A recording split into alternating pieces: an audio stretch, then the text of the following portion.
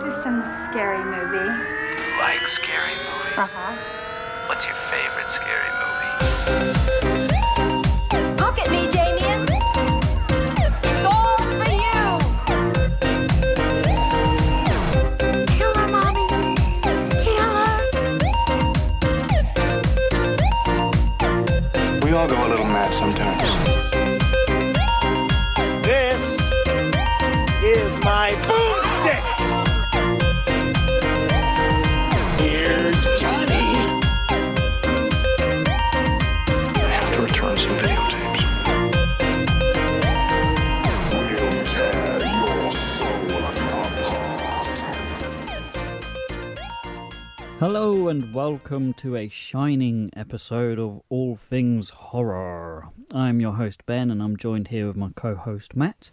If you're new to the show, each week we choose a movie to break down and review. We'll give it our honest opinions and rate it from 1 to 10. We'll have a brief spoiler-free chat before hitting a spoiler warning and discussing the plot line in more detail. And then we'll end up the podcast with some interesting trivia and a fun little horror game that Matt will love to play. And get 0 out of 10 on. This week we're discussing The Shining from 1980. Directed by Stanley Kubrick and it's based on a novel by Stephen King. Main cast Jack Nicholson, Shelley Duvall and Danny Lloyd. Quite a long one this one, isn't it? 2 hours, 26 minutes. Yeah, I don't think it feels too long. Then again, when they made it into the more Stephen King vision, it was a mini-series, wasn't it? So, like, yeah, he obviously he likes, you know, the more, even longer version. Yeah, he does that with his stuff, doesn't it? Like, I was watching the old Salem's Lot, and I forgot that was in 2 parts. I'd not seen it before, but I got it on DVD, 2 discs, and that was like a part 1, part 2, and I think he did it with the old It as well, didn't he? Was that 90s? Yeah, mini-series. But yeah, this is going to be an interesting one, because even though we've done quite a few movies that were based on books, I think we've done a couple of Stephen King ones already. This is going to be the first one where I actually have knowledge of the book beforehand, because like I'm by no means like a reader of novels. Like my attention span when reading a book is just non-existent. I end up reading the same page over and over again. But I've recently got into audiobooks. I got Audible. And so I thought I'd start off with this one, The Shining. So who's reading that? I don't know. Just some bloke. Some guy. Yeah. Oh, wow. Yeah, I don't know. Some guy. I don't know. But yeah, I mean, that being said, like this movie has always confused the hell out of me. I don't know about you, but the book did kind of explain some stuff, but I'm still not 100% well, you're never going to get that level of detail in anything, are you? Yeah. From the film compared to the book. Like, I read The Godfather before I watched The Godfather, and I was kind of disappointed they left bits out. So like everybody else who raves about The Godfather being amazing, I was like, oh, it needs more. It needs to be long. And I'm a bit like that with most things. Like, if I like something, I'm quite happy for it to be really, really long. But if I don't like it, or if it's just kind of okay, I'm like, right, this needs to be an hour and a half. Yeah. But I guess Stephen King's approach is like, get as much of my amazing books on the screen as possible, and if you make it slightly different, I don't like it. Yeah. This is Stanley Kubrick's Shining, isn't it?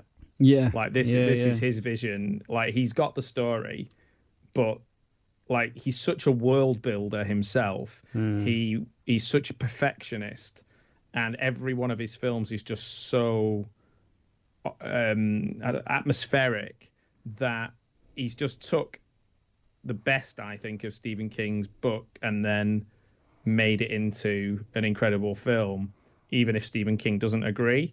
Like, he's quite a difficult director. I don't really know much about him, to be honest, but from what I've heard, he's quite a difficult director to work for. Like, he likes doing loads and loads of takes. Yeah, Shelley Duvall had a tough time with him. She understood what they were trying to get to, but I think it kind of emotionally broke her. And maybe like some people have had, I mean, look at Eyes Wide Shut, like the emotional ringer that he put Tom Cruise and Nicole Kidman through, and then they ended up splitting up. I don't know if those two things are related, but like, Full Metal Jacket, that some of that really intense stuff with Vincent D'Onofrio. We're talking hundreds of takes, things like Clockwork Orange, Malcolm McDowell's eyes getting hurt. Like it's like we said with The Exorcist, though, isn't it? Where they didn't mind like physically and emotionally damaging their actors to get what they wanted out of the film, which obviously now would be seen as abusive. Yeah. So, but we were almost condoning it because we're like, these films are amazing. Yeah. I was watching an interview on YouTube with Stephen King when he was talking about The Shining, and he was explaining how he disliked it. I don't want to give any spoilers away, but we'll get into it when we go to it. But you can kind of understand why, because I don't know how long it takes him to write a book, but I would imagine he put so much time and effort into making that, and essentially making it your baby or your creative talent into this superb novel, and then you're giving it to this other guy for him to just change quite significant parts in places as well, just kind of making it, like you said, like his own. Yeah. And I mean, I'm not saying Stephen King is wrong, because he has his vision, what it looks like in his head, but equally Stephen King made like the one film he directed all himself was not the most subtle, like Maximum Overdrive is not the most subtle film ever made, or even the most critically acclaimed of his work. Then again, he was like coked off his head, but it's just I just think it's good that he got a TV version that he likes, and it's good that everybody else got the Stanley Kubrick version, because I think,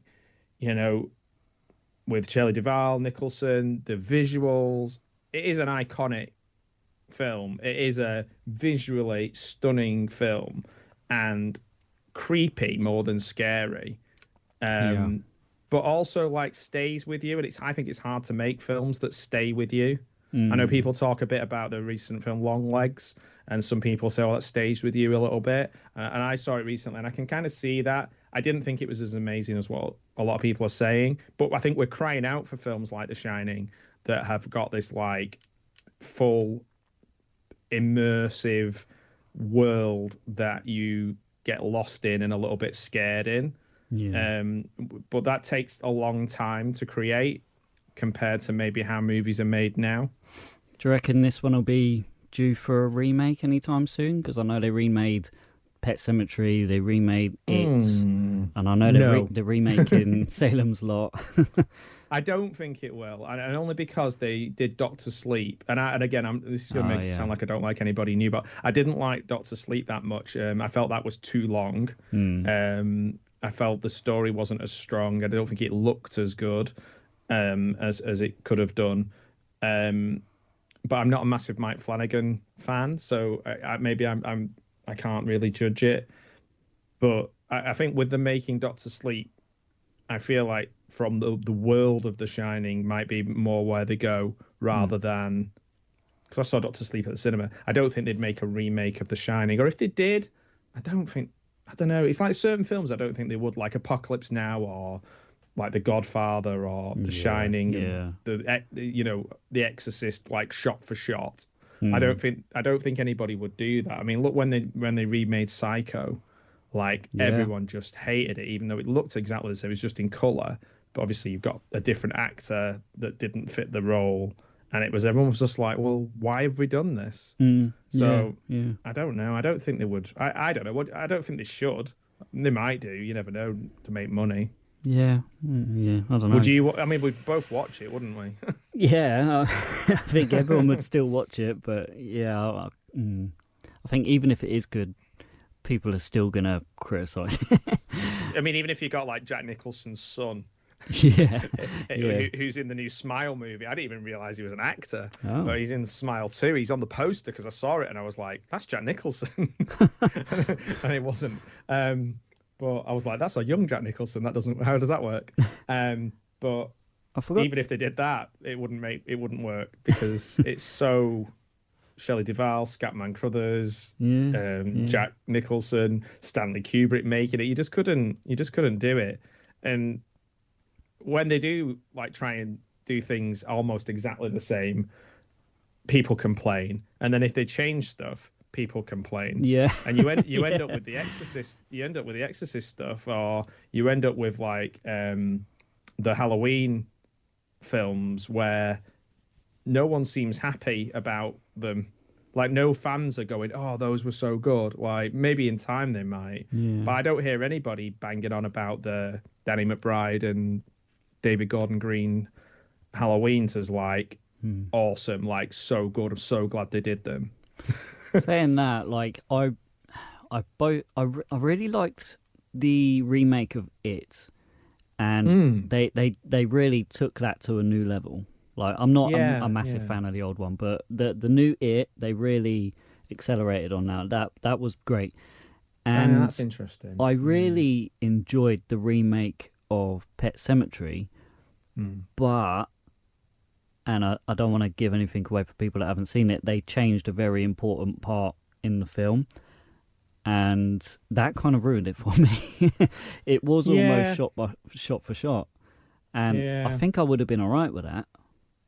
Yeah, because I think like with It, they were working off a miniseries, television movie.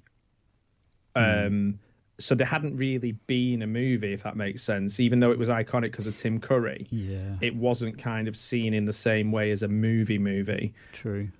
And whereas The Shining's the opposite way around, isn't it? They've done an amazing movie and then made it into a TV movie. And maybe like I don't know about Pet Sematary. Maybe that people didn't hold it in as high a regard as those films, so therefore you had a bit more license to do something with it.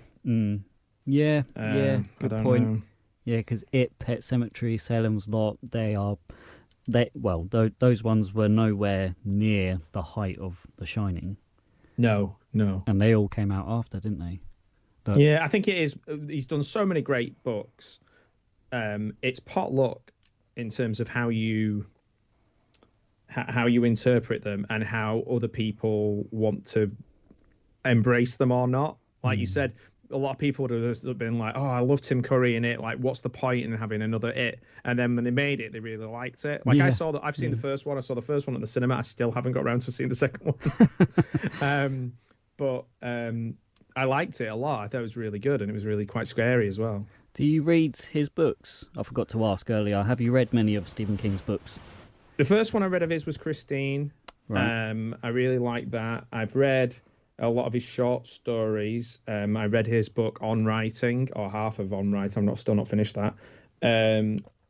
I have over the years, certainly when I was younger and reading more avidly, going to the library a lot, I read a lot of his stuff then. I've always admired him as a writer. He will be like seen, I think, as like a modern day Shakespeare. It's insane how good and how many, films and great films have come from his books, but just how many great books, obviously. The idea of like people winning Oscars for things like Misery and films like Shawshank being so loved, and you'd like these are all from the mind of Stephen King. It's insane how good he is. I was trying to think what would be my all-time favorite Stephen King movie adaptation. So And I don't know. I'm leaning towards Christine. I really loved Christine. I thought that was such a solid movie. And I was going to ask you, if you've read many of his books, because I've not read them, but audibly listened to the books of The Shining, and I've just finished up Salem's Lot, which I also really enjoyed. And for my next one, I was either going to do Christine, It, or Pet Sematary. So What would you recommend out of those three for my next? Well, I think Christine is a really good book to read because it's really of its time. It's a really nice kind of feel to it. You've got like a lot of stuff in there that feels like I said, like world building when I talked about Kubrick. I feel like that's Christine's a really good one to read like that because it has so much detail in it. I love books with loads of like almost pointless levels of detail, but it makes it feel really real. Like I that's why I think when I was younger, I really liked J.D. Salinger because it's almost like a constant, like Catcher in the Rye is almost like a constant dialogue or monologue of what's going on. And like when I was younger and a little edgelord, I really liked American Psycho. So like in that, everything is detailed, the CDs, the LPs, the films he's watching, what he's wearing. Like I love all that kind of stuff. And I feel like Christine's a bit like Stephen King's version of that, where there's so much detail in it. Yeah. So it'd be good to listen to it. If you were listening to it on an audiobook, I'd say that. But I mean, I think they'll all be good. I mean, and the thing is as well, maybe think about what more would he add to it if you've not read them before and you have seen the film. Like, what are you going to get out of it? Like, is it going to be exactly the same as the movie? I doubt it. There'll be, do you know what I mean? Like, there's probably more to it. Like you said about The Shining, there's more to it than the film, even though the film is really long. Yeah, well, that's half the reason why I chose Salem's Lot for the second one, because I hadn't seen the film. I wanted to watch it anyway because obviously the new ones I think it's out now actually, but I wanted that experience of the book before seeing the movie. Yeah, and I've seen so many of the movie adaptation. Well, not just Stephen King, like anything in general. Like any kind of movie adaptation, I've always watched a movie.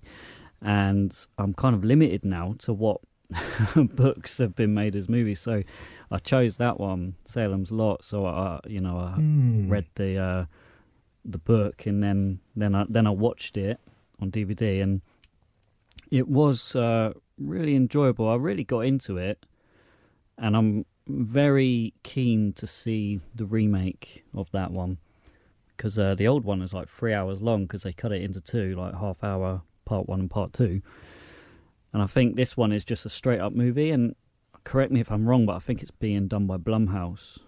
Yeah, who maybe a couple of years ago that'd be really cool. Like now it's a bit like they've had more misses than hits, I think. Recently anyway, last few years. Almost since they started, when they put all the load of films out on Amazon, and some of those are actually really good, but they just kind of got lost in the shuffle. But yeah, I guess the good thing about Stephen King is in listening to his books, would be that he is very, in terms of wanting to listen to books that have been made into movies, he allows anyone to make his books and short stories into films. And some of them, I think any short story ones, he allows like new creators to use them for free. Oh wow! Which is pretty amazing. So like, I mean, there's just so many at this point. He might as well because he'll have enough money. So like, I didn't even realize that the George Romero film Night Riders, which is such a weird film, like knights on motorbikes, that he wrote that, and like, or if he didn't write it, he was in it. I get so confused now because I'm just like, he didn't. He was in it. Right. But I got so confused. I was looking through. I was like, did he write that? Is he in that? Like, I'd believe it if anyone told me any film that Stephen King wrote it, because I'd be like, yeah, sounds about right. People forget the Dead Zone, like the Dead Zone TV show. You've had like Christine and the Dead Zone. You've got Cronenberg. You've got John Carpenter. Like, yeah, that's insane. You've got Kubrick, Cronenberg, Carpenter making his films. De Palma made Carrie. Like, Rob Reiner made Stand By Me. And then, like, films that even weren't made by, like, great directors. Obviously, like, The Dark Half is George Romero. But like The Running Man's an amazing film, and that's made by the dude from Starsky and Hutch. But like, it's still an amazing film. It's still a really good film. It is good, yeah. Like Tobe Hooper did The Mangler. Like, it just blows my mind that obviously the best people seek out his films because the stuff is so good. I think Tobe Hooper did Salem's Lot as well. Yeah. Yeah. It's mad. It is mad. Like Mike Flanagan's done a couple. I'm not a big Mike Flanagan fan, but I think modern audiences love him. He's like the horror guy, isn't he? He's done like 3. He did Gerald's Game, Doctor Sleep, and I think he did The Life of Chuck, which I know nothing about. No, but I've seen Gerald's Game. That was good. Yeah, but that's like good, a really short idea, or a simple idea, really, isn't it? And I saw 1922 when that was on Netflix, which I thought was really, really good as well, because it was like literally the whole history of these people from, you know, if I remember correctly, from 1922 to the modern day. Oh, okay. Oh, I thought you meant because there's that other one in it, but it's another hotel one. It's got Samuel Jackson, like 18 something. 18. Yes. 30, 1408. 1408. Yeah. That was all right. Yeah, that's okay. And I'd forgotten that was Stephen King. Yeah.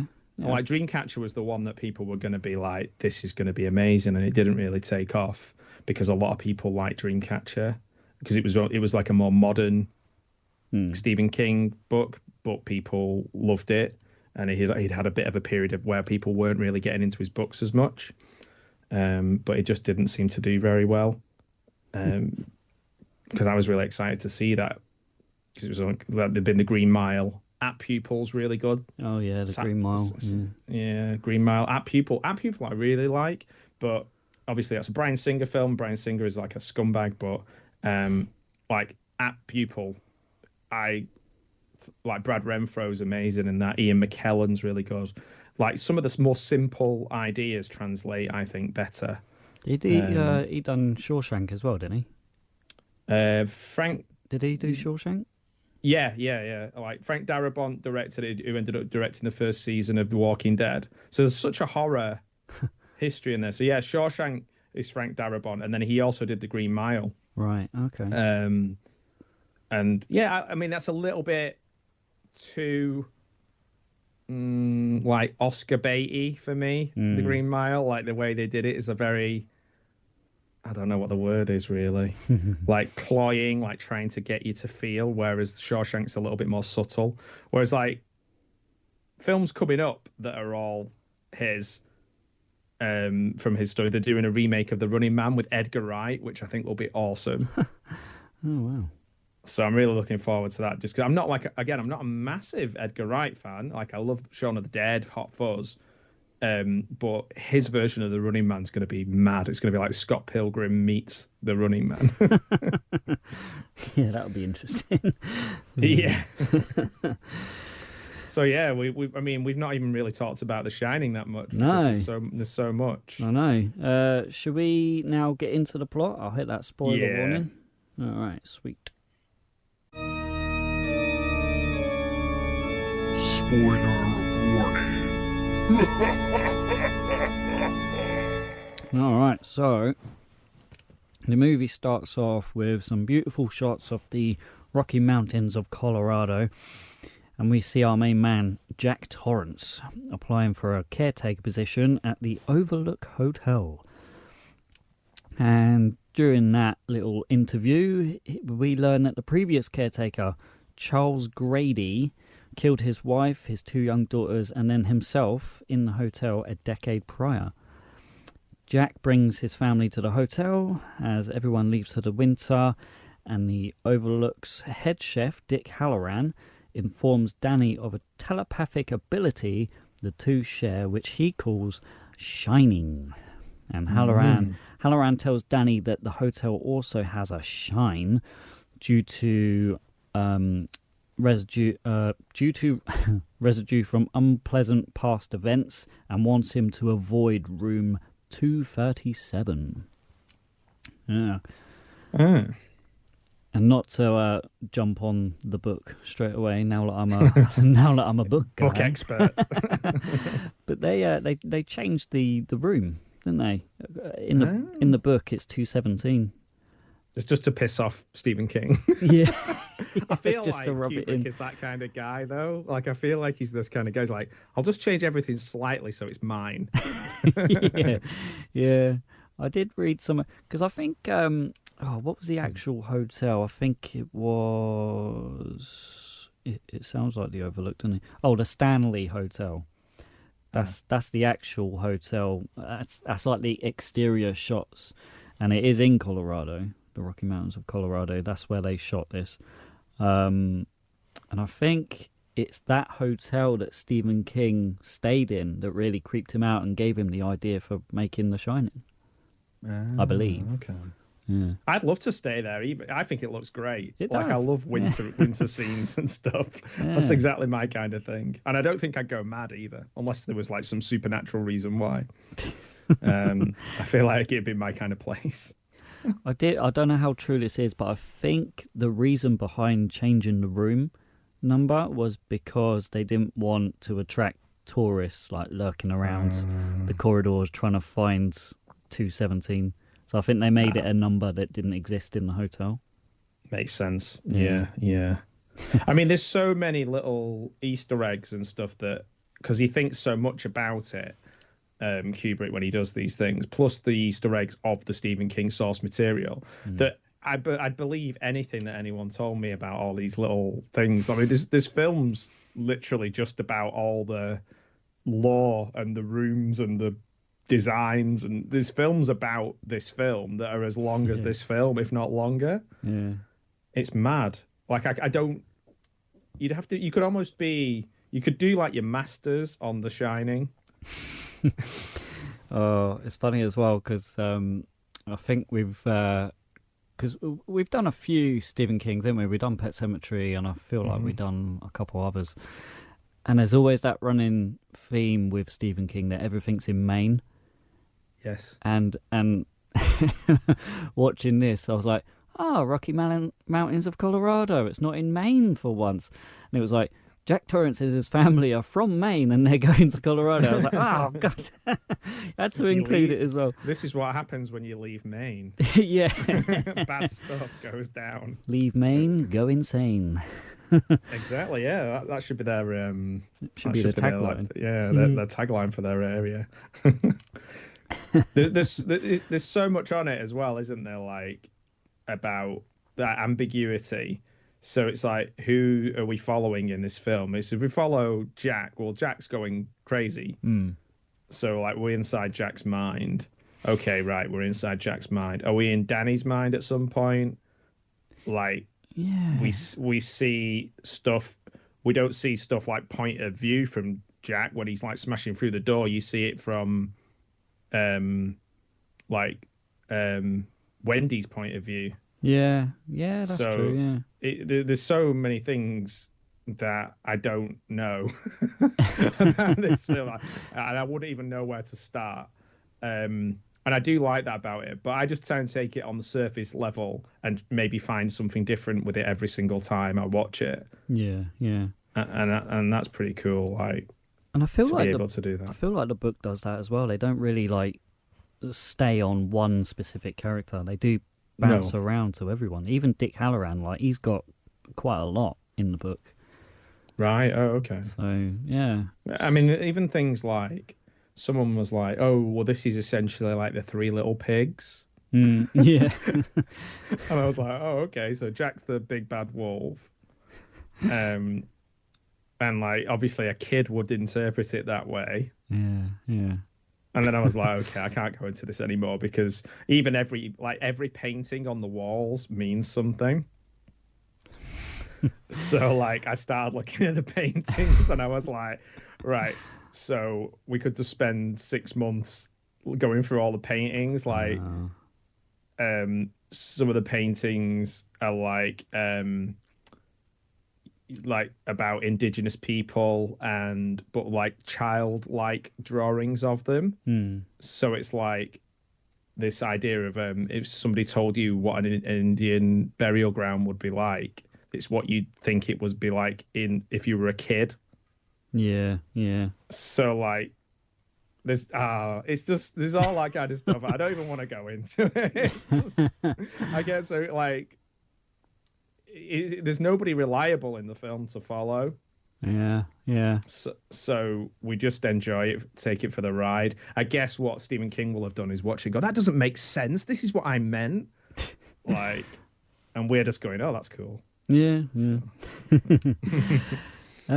So a month passes and Danny starts having frightening visions, including the Grady twins. Meanwhile, Jack is suffering from writer's block and starts having violent outbursts. And Danny goes into room 237, and Wendy later finds him with marks on his body. Jack checks it out and finds a sexy naked woman who he gets off with, only to notice that she's a frumpy, sagging, rotten old bag. Hey, I look just like that woman. There's no need for that. He's quite happy to cheat on his wife, though. Oh yeah, he was more than happy to do it. Yeah. That's what happens. Got to be careful. Yeah, but just I feel I don't know whether to mention more things for the book. I know we're talking about the movie, and this is the movie, but I do, man. I'm interested in hearing about the book. It's not it can't be a spoiler from a book that was written decades ago. Nah, yeah, I know. But like, the book really like hammers down like more important information that I think the movie didn't really nail, like Jack being like a seriously struggling alcoholic that.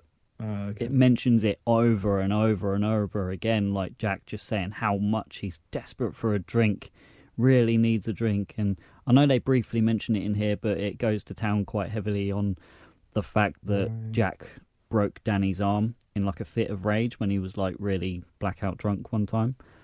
Oh, man. Well, I mean, that's kind of similar to what they do in Doctor Sleep, isn't it? Like, Danny's kind of well aware of his dad's, if I remember correctly, alcoholism, and also doesn't he have an alcohol problem as well in that? I think so. I only watched it the once when it came out. Yeah, I think he does. I think maybe I'm making that up. Yeah, I didn't think like you're it, right, if I'm honest. No, I wasn't a massive fan of it. I think it just confused me even more. Yeah, there's like a group of like baddies who reminded me of the baddies from Twilight just appear. And she's like twirling around with a big hat on like Stevie Nicks or something, and I was just like, I don't know, this film's not for me. Yeah. What's Obi-Wan Kenobi doing in this anyway? Another like really like significant part, and it really like it from the moment they get to the hotel, well, even in the interview, all the way until the end, they non-stop talk about the boiler, and I don't even think they really mentioned it in this one. Or maybe we saw Wendy doing it once, but like the guy that like technician or maintenance guy who was there before is showing Jack the boiler, and he has to every day release pressure on the boiler, and he really hammers it into him. It's like, you have to do this, you have to release the pressure. If you don't, the whole thing will blow up. And that is literally the ending for the book, because Kubrick completely changed the ending. The ending of the book was the boiler blows up and the whole hotel is up in flames and it burns down. Like, so it just explodes. There's nothing at all about a maze and he freezes to death. Like, he's in the hotel and it blows up. Blimey. Yeah. Oh, all I've been dealing with is heating recently, so this is not a good thing. I don't know why you're telling me this. Why are you telling me this? It's not helping. If we've got a different co-host next week, then it's because of you. So yeah. Oh yeah, I would have preferred that ending. I think it would have been more. Oh, okay. I was going to say that. I was going to say, like, so you've read the book after watching the film. Have you seen the which is the opposite of a lot of people, isn't it? Yeah. So, like, do you feel the same with the? Have you seen the miniseries as well? I haven't. No. No, I haven't. I will know. I think I've seen half of it. I think it yeah. was briefly on YouTube, but I think they might have taken it down. Okay. Yeah. So like the other thing that might be different from the book, I guess, is that as soon as you see Jack Nicholson, you know he's unstable. Whereas in the book, he's not unstable until he becomes unstable. Yeah, that was the other thing as well. And I think even though you just said he was because of his alcoholism, so I don't know, maybe he was. Well, it starts off like, well, actually no, I think you get like flashbacks, and then he's been sober for like months or something, like 6 months or 12 months. So he needs to, really so he's well. kind of stable. Yeah, and then like he gets the hotel visit, and he is like, when he's sober, like he's like the nicest dad, like he's playing with Danny and they're throwing balls, and being so nice, and Danny loves him so much, and really like family man. And then very slowly throughout the whole story, he starts going insane. Whereas this one, I mean, even when they're driving to the hotel, I'm not sure if it's just Jack Nicholson's face, but he's just always angry. He's like angry from like the get-go straight away. Like when they were driving in that little car, that little Beetle, whatever it was, like he looked like he just wanted to drive it off the road. I think that's it, isn't it? It's like you said, as soon as you see his face, you have to remember that like, audiences had just seen him in One Flew Over the Cuckoo's Nest. Yeah. So like they're literally like, oh, it's the guy who plays insane people. Yeah. So there's not a lot of kind of surprise there, I guess. So you can kind of understand why Stephen King was like, oh, I prefer somebody else. I was looking through the people he would have had, and then who Kubrick had as a backup. King wanted Jon Voight, Michael Moriarty, who I can't place, Martin Sheen, who's great in everything, but Kubrick didn't want any of those. He wanted Nicholson, Robert De Niro, who said he was too scared to do it, Robin Williams, which would have been maybe a bit too over the top, and Harrison Ford. But the other, who would have, I think, been good around that time. But his main backup was Chris Christopherson, who's just passed away recently. He would have been, I think he would have been really good. He's good at everything. But for me, out of those, I think Harrison Ford, Chris Christopherson would have been pretty cool as well. But obviously, I'm happy with Jack Nicholson. Yeah, out of all those, I would say Harrison Ford. I think he would have done a good job. But, Jack Nicholson, he seems crazy anyway. He does such an amazing job of playing a madman. I can't just imagine anyone else playing that role. I mean, it's iconic, isn't it? Like the stuff that's, that he does, even little moments in the film and facial expressions, and even drinking in the bar or bashing through the door. These are all things that like a movie history. So you can't really go, oh, I'd prefer it if it was, another. I think that's just Stephen King being like, it wasn't what I wanted. It wasn't how I saw it. So Jack, he takes back to the bottle by a ghostly bartender called Lloyd, as well as seeing other ghostly people such as Delbert Grady, who basically sweet talks him into murdering his family. And he goes after Wendy, but she knocks him out with a baseball bat and locks him in the kitchen pantry. But Jack is freed by Grady, and then he goes after Wendy and He goes after Wendy and Danny with an axe. Danny escapes outside through a window, and Wendy fights off Jack with a knife. And when she tries to break through the door, he says the iconic line, Here's Johnny. Here's Johnny. Jeffrey. Johnny. Danny runs into the hedge maze where Jack chases him, but he cleverly backtracks his snowy footprints to lose him. And then Wendy and Danny take off on a snowplow, leaving Jack to freeze to death. Then the movie... That's a good effect. Yeah. And then the movie finishes up by showing a photograph in the hotel hallway of Jack standing amidst a crowd from July the 4th, 1921. Reminds me of Cheers. Do you get that? I that's one of the things that I don't really get, and it never meant. What I remember, I don't think it mentioned any kind of photograph in the book. But yeah, I don't understand it. I kind of take it in a very probably very overly simplistic way that you know when you kind of lose yourself to this place, you become immersed into the history of it. Like you become kind of sucked into it and cease to be. You're just kind of like a memory. Of when these horrible things happen. I'm not 100% sure on how to read it. And again, if you say it's completely different to the end of the book, that kind of makes sense. Yeah. Well, I know Grady, he says to him at one point that he's always been the caretaker. But then it was said that Grady used to be the caretaker before him, but it shows him as the butler. So, I don't know, it's all very confusing. I don't Yeah, I can't be the only one that's baffled by this film. They're trying to have it as like a bit of a ambiguous ending rather than like a big explosion and everybody moves on kind of ending. Yeah, like I guess that's because that's just not Kubrick's way of doing things. Like his films don't really end in like a linear beginning, middle, and end kind of way. Or if they do, there's a kind of poetic end rather than a like a. I don't think he would be like, okay, and we'll do the big explosion, and then everybody goes home. I just can't see that in it. No. I'm just trying to think of how like Clockwork Orange finishes and things like that. There's always a kind of, it's not ended. It's just kind of that moment has ended. Plus, I wonder how they would actually pull that off. 1980, trying to make a big fancy hotel exploding. Maybe like little models. It'd be like little. Yeah, it'd have to be a model. Yeah. Yeah.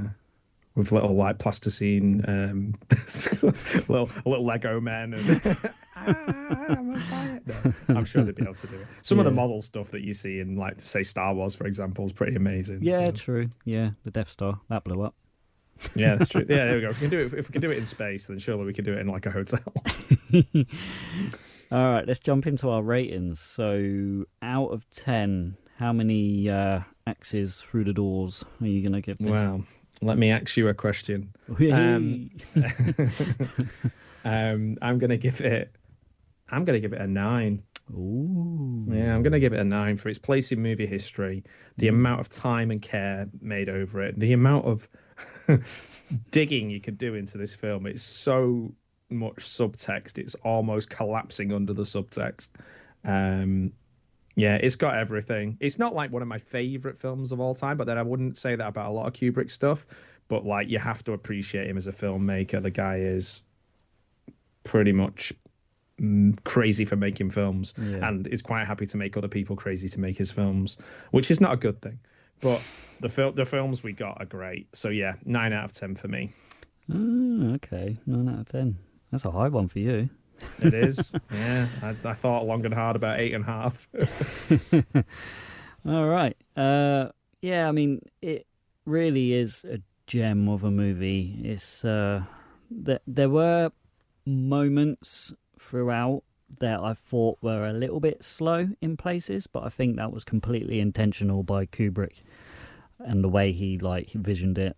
But yeah, not to go all book on you again, but I do think that some of the acting should have been more for what Stephen King portrayed them as. Like you can't fault Jack Nicholson. He plays the shit out of being a madman, but I think he should have amped it up throughout. Like he was really angry straight away. Like I think he could have played it down at the start and then I don't know, got more intense throughout. And Shelley Duvall, she really is a good actress. Like she's solid. Oh, amazing. Yeah, but I feel like maybe some of the direction for her didn't do it justice, because again, like in the book, Wendy is quite a strong character, and in this she's a little bit of a pushover. Yeah, because she's being kind of bullied by Kubrick, I think, and the clips I've seen. So you can't get that out of her. I think you're right. It's the different direction rather than the performance. She could have played it more like the book. And also then maybe in the 70s, late 70s, strong female characters,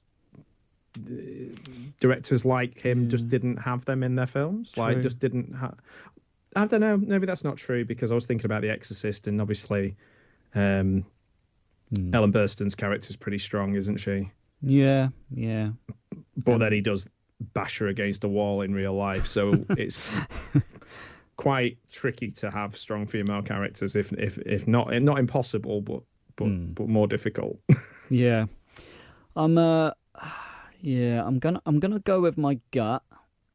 And maybe if I hadn't read the book and I was just going by this movie, it would have been a 9. I completely understand why people would give this a 10 out of 10, but I'm going to go with my gut, and I'm going to give it a very strong 8 out of 10. Yeah, that's fair enough. Yeah, I was along the same. The same kind of thing. Okay, right. Shall we jump into some trivia? Yeah, let's do it.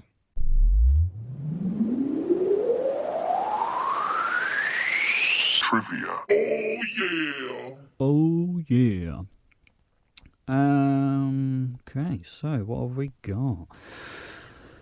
Oh, this is quite interesting. So, for the scene where Jack breaks down the door, the iconic scene.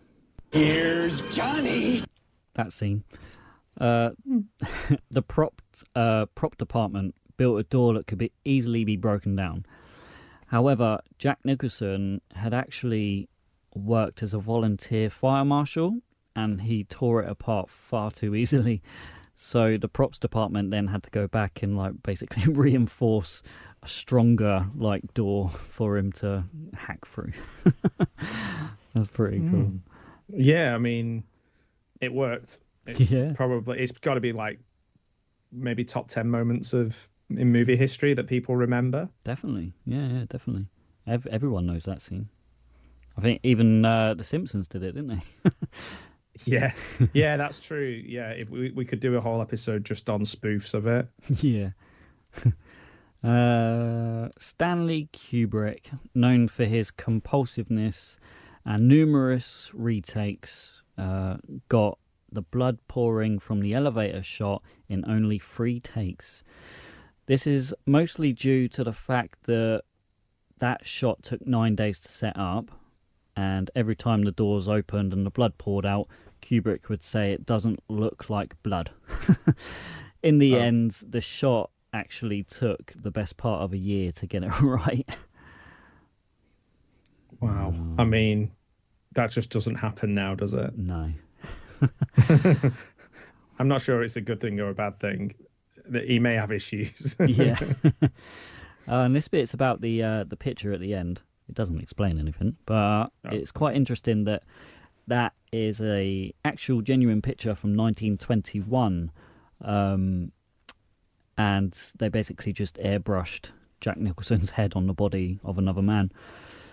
Stanley Kubrick originally planned to take that photo by using a load of extras, but he realised it wouldn't make it look much better, so they just airbrushed him on. Oh. Okay. And it looks good. It doesn't look... it looks good. I never would have thought that was like a genuine 20s picture with him just plopped on the front. Yeah. It's amazing what they're able to do with the constraints they had at the time. Yeah. Not everything needs to be, sort of whizzy technology. Yeah. And lastly, this is quite cool. So because Danny Lloyd was so young, and since it was his very first acting job, Stanley Kubrick was highly protective of him. And during the shooting of the movie, Lloyd was under the impression that the film he was making was a drama, not a horror. And in fact, when Wendy carries Danny away while shouting at Jack in the Colorado lounge, she's actually carrying a dummy. So Lloyd wouldn't have to be in the scene. And he realised the truth several years later when he was shown a heavily edited version of the film. but he didn't actually see the uncut version of the film until he was about 17 years old.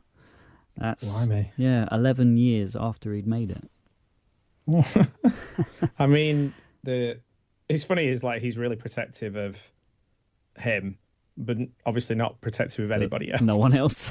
I think what's the guy's name who plays Dick Halloran? Scatman Crothers. Scatman, yeah. Yeah. I think he had a bit of a hard time with him as well, especially the scene where he dies. I think they shot that like 70 times or something stupid. Oh man, I bet. Yeah. It'd push anybody.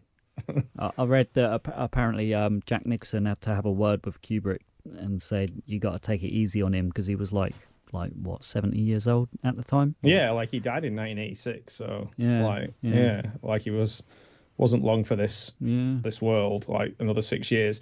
Bearing in mind, huge.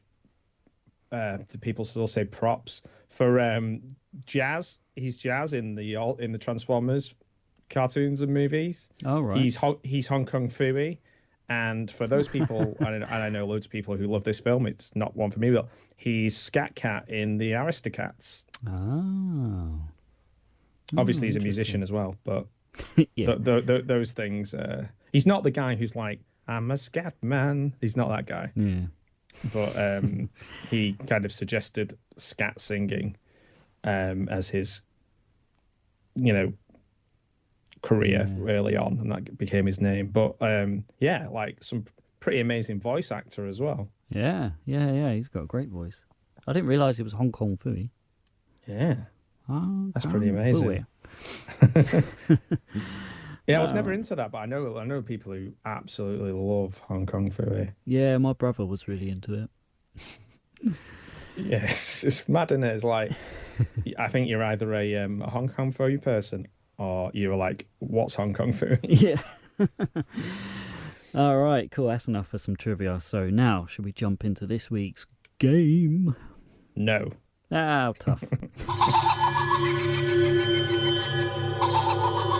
want to play a game.